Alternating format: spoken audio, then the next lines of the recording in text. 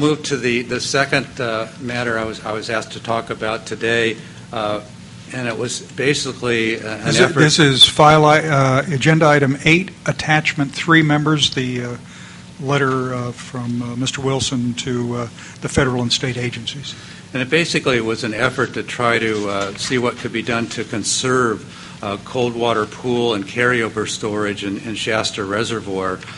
You might think, well, what's the Delta Water Master having to do with this? And I think that the reason is because the authority of my office extends not only to diversions in the Delta, but also to water right permits outside the legal Delta to the extent the conditions in those permits may affect the Delta. And so what we're basically talking about is the major projects have water right permits, have many conditions in those water right permits that require the release of water into the Delta for protection of beneficial uses, including agriculture, municipal, and fish and wildlife. So this issue was basically kind of a subset of the fact that we're in a very dry period. There's not enough water to go around. And the specific question was whether it was reasonable to relax some of the water quality standards for salinity in the Western Delta in order to conserve water in Shasta to ensure that another water quality standard, basically a cold water temperature standard in the upper Sacramento River, could be met. And that standard was implemented and adopted for the protection of fisheries. So basically, we were trying to balance two issues. The amount of flow required to be released from Shasta Reservoir to meet Delta salinity standards versus this need to retain a sufficient cold water pool at Shasta for protection of salmon, meeting water quality standards, and also having carryover storage for next year. And last year, as you well know, was a very unusual weather type. You had some fairly significant rains in November, December, and it was virtually bone dry after that. And what happened, it was kind of an anomalous situation where even though it seemed like it was a very, very significant dry year, because of that early rain, the water year classification for the Sacramento River was considered dry, not critically dry based on the formula. And because of the dry classification, the projects were having to release water to meet a more stringent Western water quality standards. So the board was approached probably about a month ago on this issue, saying, "Hey, can we get relief from some of these standards? Can they be changed? Can an exception be made?" And the Division of Water Rights staff and myself, we looked at it and we basically said, well, we cannot actually change the standards themselves. The standards in the State Water Board's Delta Water Quality Control Plan.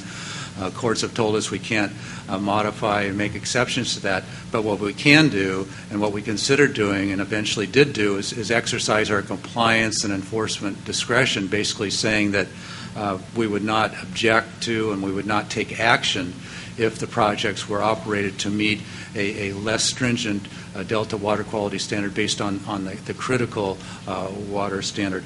And we filed a letter that's in your agenda package basically in response to the request from the projects to do those operations. That letter was contingent on the projects coming up with a plan of how they were going to use that water to, in fact, conserve water and meet this temperature objective. And that plan was submitted to us. Now, it was a tough call, quite frankly. We had two competing water quality standards. They were in conflict, and we just had to kind of balance the benefits and make a judgment call. I know people in the Delta are obviously unhappy with what was done. And the only thing I could say is that we don't believe that there's going to be an unreasonable impact on agricultural operations. Obviously, there'll be some impact because the water will be saltier in the Western Delta. We also indicated that we would be monitoring the releases and how the projects were being operated to make sure that any of this water that was conserved was only going to be used for the purpose of meeting these temperature objectives and wouldn't be used for other purposes. So again, it's kind of a judgment call. I think what will happen that the board, as you know, is considering amendments to its water quality control plan. And we're hoping to build into those amendments a more flexible approach based on adaptive management type principles that will hopefully allow us to anticipate and deal with some of these unique aspects a little bit better. But I think based on the information before us, we made the judgment call. It was kind of a tough call, but that's what happened. Mr. Fiorini. Craig, for what it's worth, I want to affirm your decision. As we've entered into a reoperation of the two large water projects, largely driven by environmental needs in the Delta, we've got this huge conflict of trying to meet all the objectives. And you've identified on the Sacramento River cold water supply for the spawning area, just below the dams, and having enough volume of water to push back the salt for X2 in the fall. And even in better years than we have this current year, 2 out of 5 years, it's going to be hard to balance those. And I think what it does, it points to the need that many people have been calling for, that if you're going to reoperate the system and be environmentally sensitive, you've got to have more storage.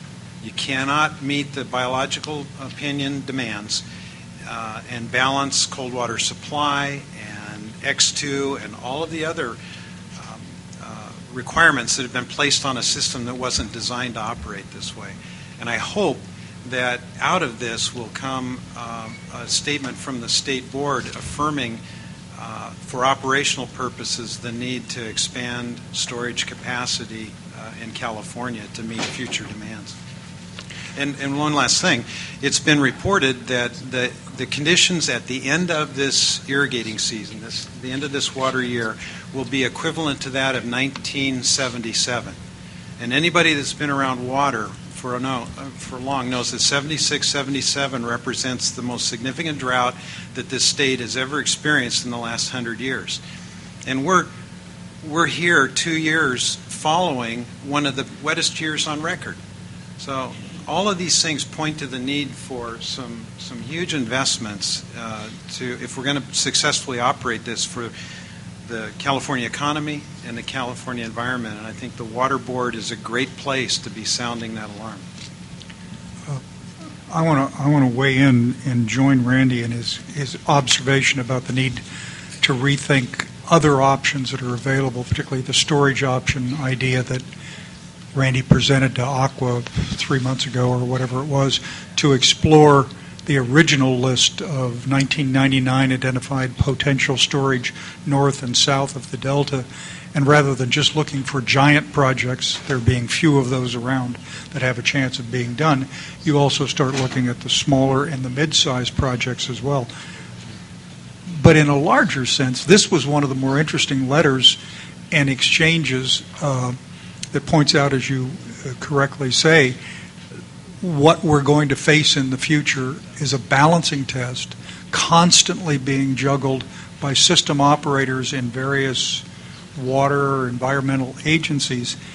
And, you would not normally think that deciding to act as if this year is a critically dry year, as opposed to the mathematical calculation that might have allowed you to treat it as merely a dry year, would be of great significance. But of course, in the water world, everybody wants their own interests satisfied first. But the balancing test is ultimately what's at the heart of California's water supply for the whole state. It's at the heart of the Delta Plan, and that balancing test is damn tough to do. This was plainly stated, remarkably clear, as your writing almost always is, and I thought very helpful in reading it, and deeply significant that you find a way to deal with these discrete problems in this fashion. So, congratulations a second time. Other comments? Don? No. Okay. What's your next report? I'm not sure. I have a few in the queue, but we're dealing with a lot of individual issues this year.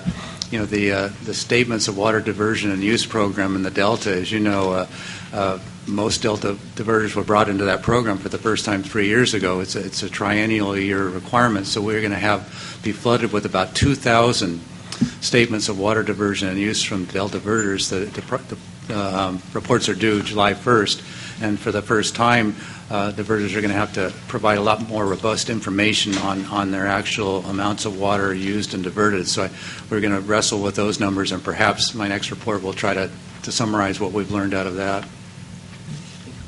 Okay, Randy? Thank you very much.